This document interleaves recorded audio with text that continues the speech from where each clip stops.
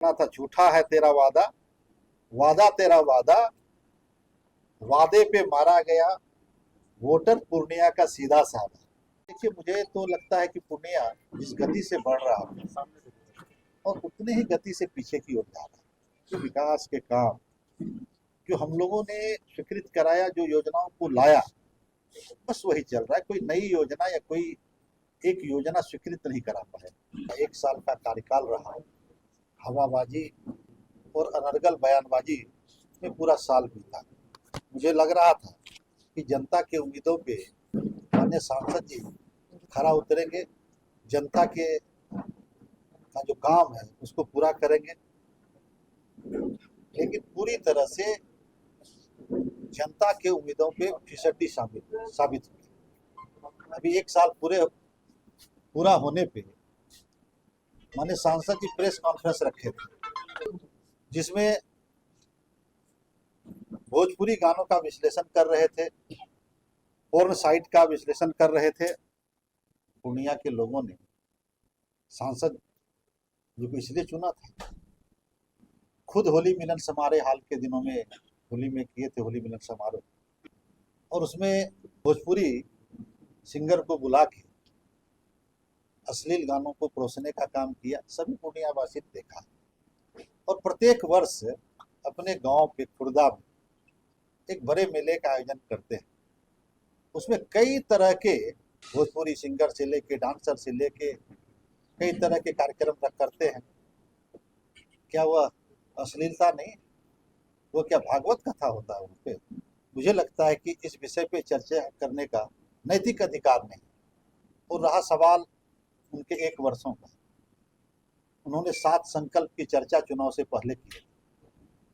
पहला संकल्प था उनका कि 4 महीने में हम हवाई जहाज यहाँ से उड़ा देंगे। क्या 4 महीने में पूर्णिया से हवाई जहाज की सेवा शुरू हो गई?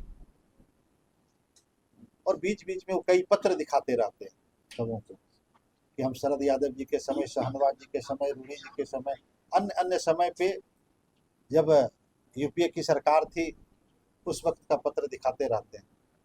अगर उनसे जहाज चलना होता तो उस वक्त ही चल गया होता। आप सभी जानते हैं कि अगर वायु सेवा बहाल हो रही है पूर्णिया में, वो राज्य सरकार और केंद्र सरकार के प्रयास से, उनके सहयोग से हो रहा है। इसमें इनका कोई योगदान नहीं है। चुनाव जीतने के बाद अपने कार्यालय में लगाए कि न्याय का मंदिर है। वो न्याय का मंदिर नहीं, वो अन्याय का मंदिर है। इसीलिए उन्हीं के साथ रहने वाले, उन्हीं के सहयोगी शंकर यादव जी उसमें रहा करते थे, न्याय मंदिर के बगल में,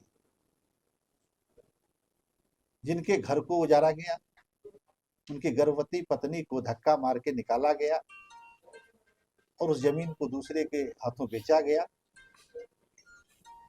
न्याय के मंदिर में ये अन्याय बोले थे कि 5 वर्षों में 10,000 युवाओं को हम रोजगार देंगे। उनसे हम सभी पूछना चाहते हैं कि 2000 में कितने लोगों को, 1 वर्ष का कोटा 2000 होता है, तो कितने लोगों को रोजगार दे पाए हैं? ये भी पूर्णिया के नौजवानों को बताने की आवश्यकता है, उनको बताना चाहिए। तो पहले भी कहे कि हम जीतेंगे तो डॉक्टरों की फीस आधी करा देंगे, पैथोलॉजी की फीस उसको हम घटवा देंगे।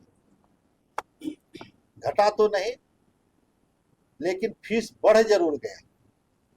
और उसके आड़ में जो सूचनाएं मिल रही है कि भाया दोहन भी हो चल रहा है। एक बयान उनका आया कि नाक पे भरोसा कर लेना चाहिए, नेताओं पे नहीं। तुमसे मेरा सवाल है कि आधे दर्जन से अधिक बार आप सांसद विधायक रहे, तो आपने अपने राजनीतिक जीवन में कितने लोगों को डसने का काम किया?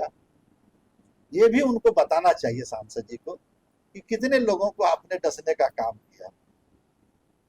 कि जग हसाई मत करिए कि अब वो क्या बोलेंगे, उनको प्रामाणिकता के साथ बात रखनी होगी। सिर्फ हवा हवाई बात करने से नहीं होगा। सांसद जी अगर मनीष वर्मा जी कुछ किए हैं तो उसकी प्रामाणिकता के साथ सार्वजनिक रूप से उनको बातों को रखना चाहिए।